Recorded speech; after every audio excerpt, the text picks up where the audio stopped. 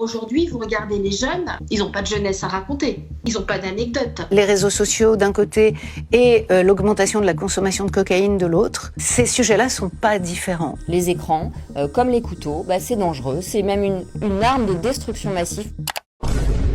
Dans l'espace médiatique, les réseaux sociaux sont présentés majoritairement comme un danger pour les adolescents.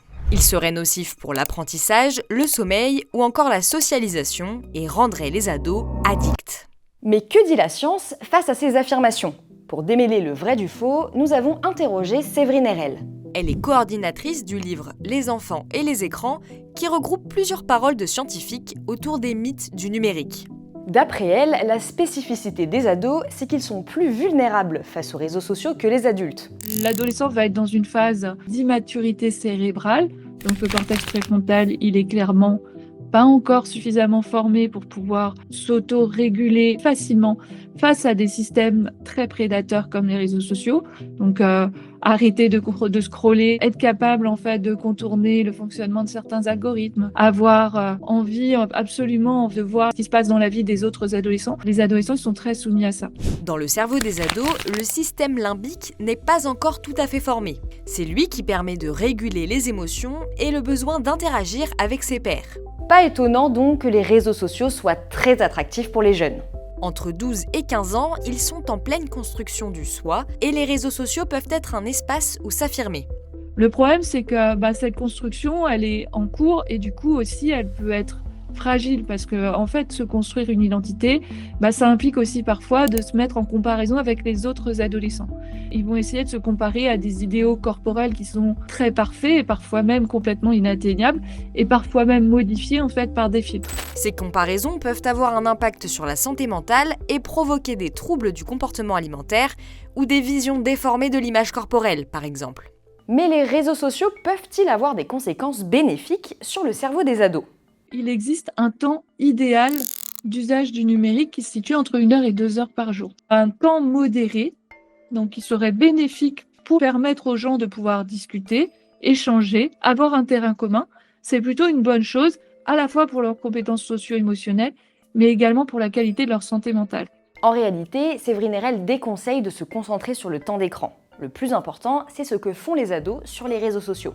La question, c'est comment on nourrit notre cerveau, on va dire ça comme ça. Si j'ai des activités intéressantes, que ce soit sur les réseaux sociaux où j'essaye d'apprendre quelque chose ou de comprendre, si j'essaye de chercher du soutien, si je fais de la communication, si je fais de la socialisation, mon cerveau sera bien nourri et il va bien se développer d'une certaine manière. Si par contre, l'objectif c'est simplement de scroller sur des vidéos qui sont pas tellement intéressantes, et en même temps on essaye de faire ses devoirs, là en fait c'est une mauvaise manière de nourrir son cerveau. Et là clairement ça génère beaucoup de fatigue, et qui dit fatigue dit grosso modo moins bonne performance cognitive. De moins bonnes performances cognitives, ça veut dire une mémoire moins fonctionnelle et des difficultés à se concentrer par exemple. Quant aux conséquences de ces plateformes sur le sommeil, les recherches montrent qu'il n'est pas recommandé de scroller au coucher. D'une part parce que la lumière bleue des écrans empêche la production de mélatonine, une hormone qui aide à l'endormissement, mais aussi parce que discuter, liker, regarder des vidéos, c'est trop stimulant pour notre cerveau qui va avoir des difficultés à dormir après ça.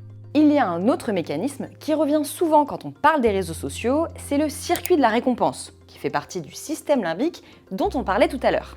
Quand on scrolle, le cerveau produit de la dopamine, surnommée la molécule du plaisir. Plus on passe de temps sur les plateformes, plus on reçoit cette dopamine et plus on ressent du bien-être.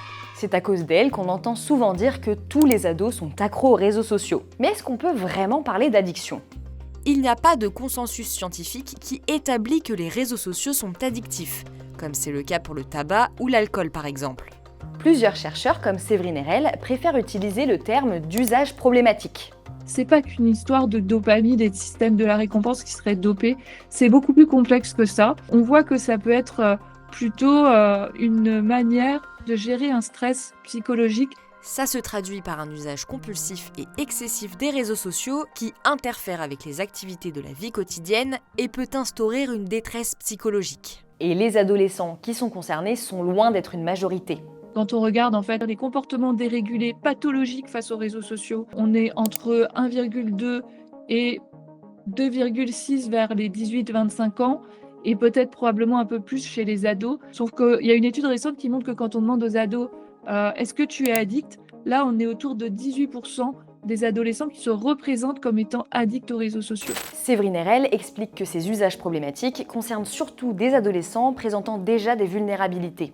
Ça peut être des difficultés personnelles à l'école, des difficultés d'interaction avec les pairs, PAIRS, ou avec la famille. Et ces individus-là, en fait, ils vont avoir des émotions négatives et quand ils vont aller sur les réseaux sociaux, ils vont obtenir de la distraction. Leur attention va être distraite par autre chose et dès qu'ils ont une difficulté, en fait, avec la proximité du téléphone, ils vont revenir très facilement à l'utilisation des réseaux sociaux.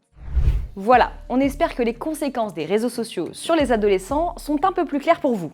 Il faut tout de même retenir que de nouvelles études sortent fréquemment et qu'il n'y a pas de consensus scientifique sur de nombreux aspects de nos pratiques numériques.